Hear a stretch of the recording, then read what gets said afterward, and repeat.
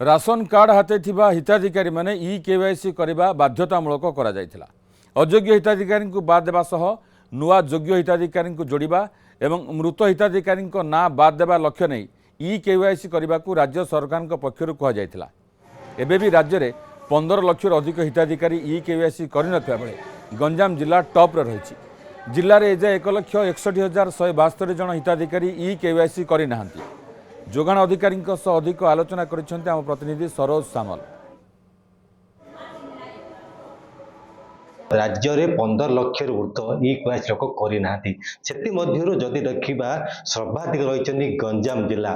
गंजाम जिले में एजावत 1,61,000 ऊर्ध्व हिताधिकारी ए पर्यंत ई केवाईसी करना। तेज आम कौन रही प्रक्रिया केते लोक करना जिले में केते लोक नहीं राशन कार्ड केते पाइचंती एने आम सीधा सड़क कथा गंजाम जिले अच्छा जो मुख्य जोगाण अधिकारी सह आमर देखो गंजाम जिले में टोटाल बेनिफिशियरी 26,39,242 जन अच्छा जो मैंने कि पीडीएस जिनस नौ भितर आज पर्यंत 24,78,070 जन हिताधिकारी ई केवाईसी कर सारी। आम ए 94% सफलता हासिल करूँ एगेन्स्ट दि स्टेट एवरेज 95%।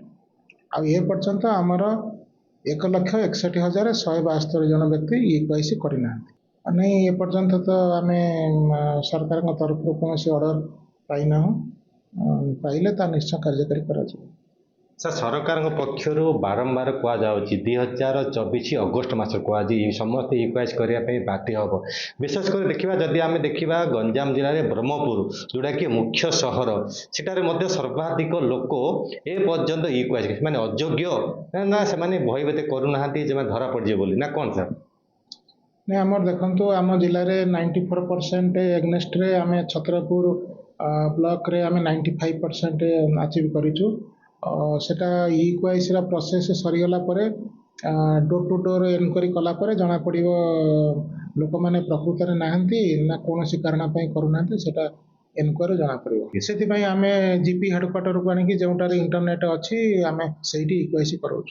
आउ गोटे सर मुख्य समस्या रही कि लोक भयभीत आगामी दिन में से राशन कार्ड कटिज एवं पाखापाखि 1,61,000 जोटा कि आज टिल डेट्रे माने ई केवाईसी करना से सर किसी प्रशासन पक्षर किसी सचेतना कि तुरंत करने कि कौन व्यवस्था कर निश्चित भाव में आमर सचेतनता कार्यक्रम सब रेगुलाली चली आगामी दिन में हाँ निश्चित आम कथा होते जो अच्छा गंजाम जिलार चिफ जोगा सीएसओ कथा होते सहित आलोचना करते बर्तमान राज्य में जदि 15 लाख ए पर्यंत ई केवाईसी करना से सर्वाधिक रही गंजाम जिला पाखापाखि 1,61,000 एवं प्रशासन पक्ष से नवेदन कर तुरंत से ई केवाईसी कर दिंतु एवं सचेतना जो जार आधार कार्ड समस्या हो जेको समस्या तुरंत से समाधान करके ई केवाईसी करने नवेदन कर जोगाण विभाग छत्रपुर सरसम रिपोर्ट न्यूज़ 7।